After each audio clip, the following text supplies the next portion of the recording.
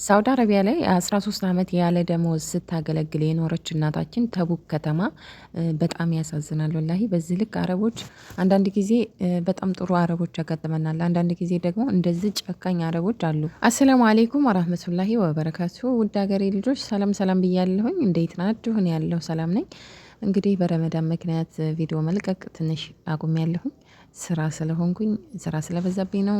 ውዶቼ እንዴት ናችሁ? እኔ ያለሁ ደህና ነኝ።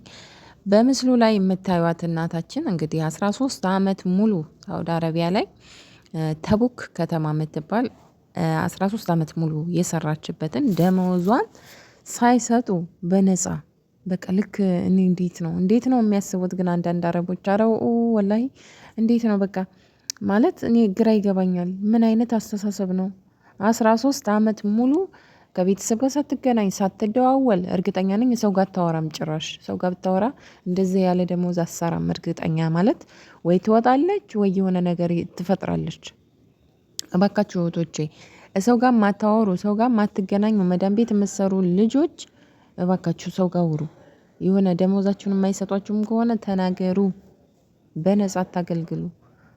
እንዴ የሆነ ወላሂ ነው የምላችሁ። አሁን ባለፈ ጎረቤት እቃ አምጪ ተብዬ ተላኩኝና ሄዳለሁ አንዳንድ ጊዜ ግን ያጋጣሚ ባለፈ ተላኩኝና ሄጄ ስናወራ ሀበሻ ናት። ሀበሻ ትሰራለች ማለት ነው። አንድ ልጅ ያለቻት ትልቅ ልጅ የ11 ዓመት አካባቢ ልጅ ይዛ ነው የምትሰራው ማለት እዚሁ ነው ያሳደገቻት እነሱ ጋር ማለት ነው። ግን 7 ዓመት ደሞዜን እኮ አልሰጡኝም ስትለኝ ወላሂ ነው የምላችሁ ክው ብዬ ነው የደነገጥኩት። የ7 ዓመት ደሞዜን ይዘውብኛል አለች። ልጅሽን ወይ ለምን አታስተምሪያትም ወይ ደግሞ ለምን አገር ቤት ይዘሻት አትሄጂም ምናምን ስላት እንደሚናት የ7 ዓመት ደሞዜ እነሱ ጋር ነው አልሰጥ ብለውኝ ነው ልጄን ማላስተምረው ወይ እንዳልሄድ የሆንኩት ብሬን ስላልሰጡኝ ነው የ7 ዓመት ደሞዝ አለችኝና በጣም ነው የምታሳዝነው። በቃ ምን ልበል ድንግጥ ነው ያልኩት ወላሂ ነው የምላችሁ።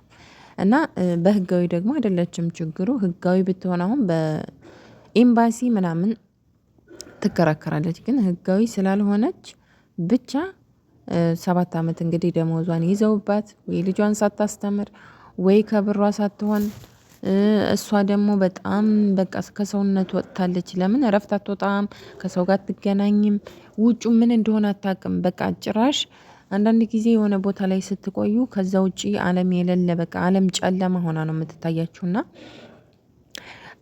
ኢጃዛ የማትወጡ ልጆች ማለቴ እረፍት የማትወጡ እህቶቼ እረፍት እየወጣችሁ ከሰው ጋር ተገናኙ፣ ሰው ጋር ተማከሩ፣ የሆነ ነገር ሀሳብ ተለዋወጡ። አረቦች ጋር በጣም ብዙ አመታት ስታስቆጥሩ ሳትወጡ ወደ ውጭ በቃ ስትኖሩ እነሱ ጋር አንዳንድ ጊዜ ምንድነው የሆነ ውጭ ላይ ምንም ዓለም የሌለ በቃ ዓለም ጨለማ ሆና ነው የምትታያችሁ ለእናንተና በዚህ ልክ አትሆኑ። የእውነት አትሆኑ። እንደዚህማ አትሆኑ እንዴ! ለየትኛው ዱንያ ይቺ እህታችን እንግዲህ 7 ዓመቷን ደሞዟን አልሰጧትም። ብትከራከር ህጋዊ አይደለችም፣ በህግ መያዝ አትችልም።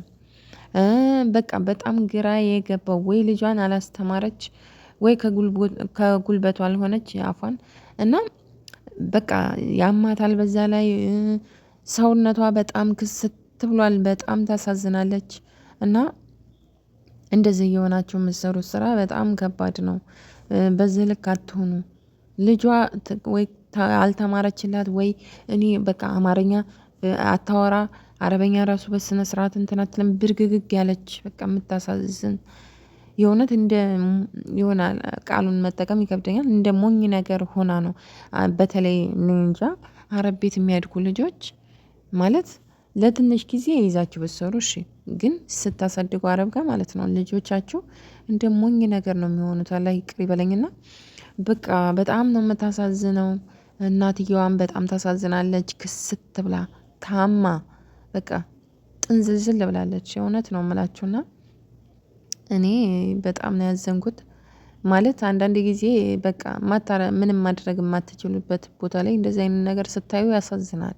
የ7 ዓመት ደሞዝ ማለት ቀላል አይደለም እና ይቺ አሁን በምስሉ ላይ የምታዩት እህታችን 13 ዓመት ሙሉ ያለ ደሞዝ ሲያሰሯት ኖረው ወደ ኤምባሲ ሲደርስ ነው እንግዲህ ነገር ኤምባሲ ላይ ሲደርስ በህግ ተይዘው ሰዎቹ ሀቋን እንግዲህ የለፋችበትን የላቧን ደም ተፍታ ነው እንግዲህ ይህን ብር ያመጣችው።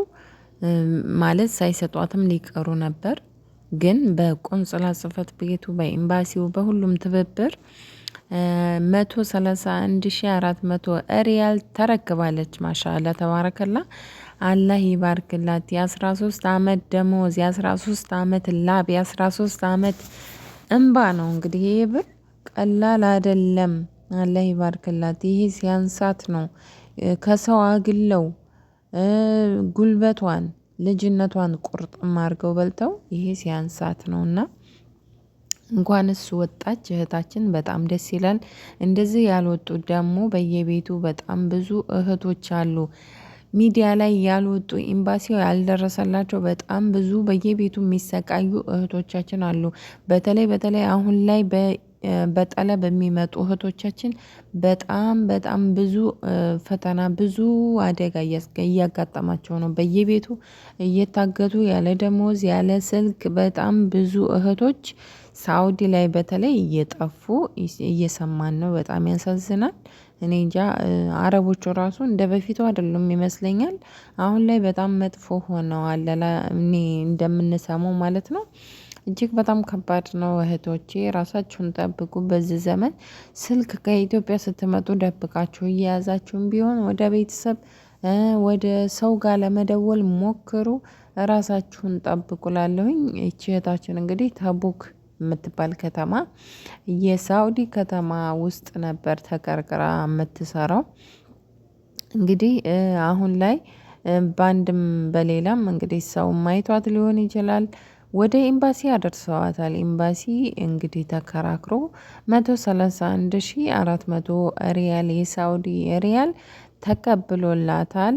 በጣም ደስ ይላል። እንደዚህ ደግሞ ለእህቶቻችን ድረሱ። ኤምባሲዎች እንግዲህ ስራችሁ ለእህቶች ለተቸገሩ መድረስ ነው። ኤምባሲ የሚያስፈልገው እንግዲህ ለዚህ ነው።